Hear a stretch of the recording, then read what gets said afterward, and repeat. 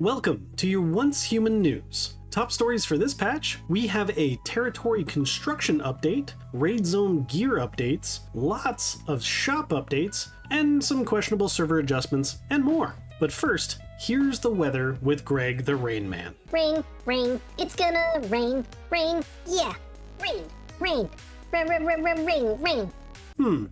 Usually he just cries to make it rain, so I guess now it's a rain dance. Moving on. First up, there are new building formulas for both Once Human and Raidzone. The Gunport Wall, Straight Ladder, Rolling Shutter Door,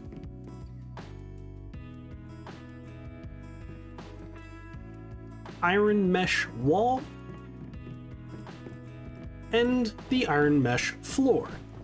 Having more options for building is always appreciated by all sides of the community, and ladders being available could mix up territory builds in very interesting ways, especially in the PvP scene. Additionally, in the regular Once Human mode, the load-bearing capacity rules have been removed, reverting back to what it was originally.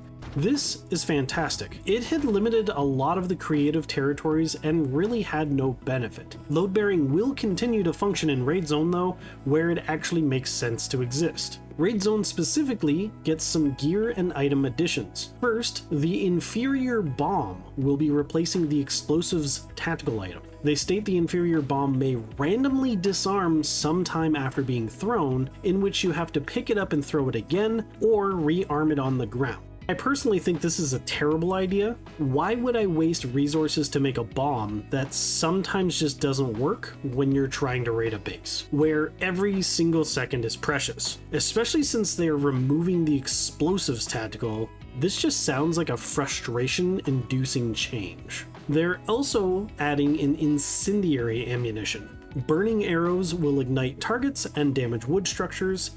Incendiary Grenade Launcher rounds leave a short-lived AoE fire zone. Incendiary rocket warheads create a large, long-lasting AoE fire zone. And they're adding a bunch more armor sets to Raidzone, plus this silly-looking Watcher helmet that removes aim-down sights but gives high shielding. Back outside of Raidzone, custom servers now have the option to run Visional Wheel Starfall Inversion or Lunar Oracle. Yes, you heard that right. Lunar Oracle is back via custom servers. Honestly, I'm not entirely sure how I feel about that. The Wish Machine pool has updated with the KVD Boom Boom, Party Gloves, Shelterer set, and the Last Valor.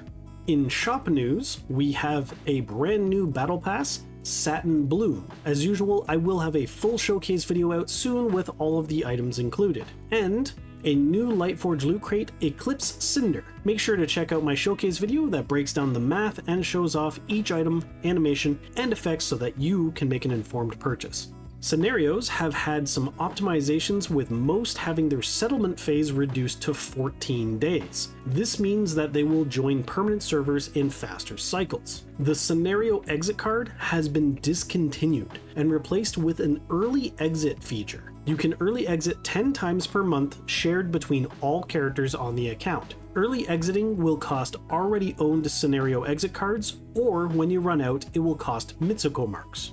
New scenario opening times are being adjusted going forward. As this chart shows, Visional Tag scenarios are opening at 8 AM on specific days, with Evolution's Call being reduced to once a month. As for scenarios without Visional Tags, they're all being reduced to once a month, and both Prismverse and Evo's Call are being suspended. Considering the devs originally said that they were not going to make any Prismverse with Gravity versions due to it not being balanced, it's surprising that now that will be the only option. On a positive note for everyone though, by reducing the number of scenarios available, the player population per server should end up being higher. The White Enigma, Ruined Lumina, and Nightmare Bringer fashion set special effects have been optimized to reduce visual obstruction during combat. And I know I've seen a lot of requests for this one. The hive size in Endless Dream has been increased from 8 to 16. That's everything I found important in this week's patch. If there's anything I missed, make sure to let everyone know in the comments. Don't forget to check out my cosmetic showcases this week before making any purchases. And for my entire Once Human playlist, it'll be on the right.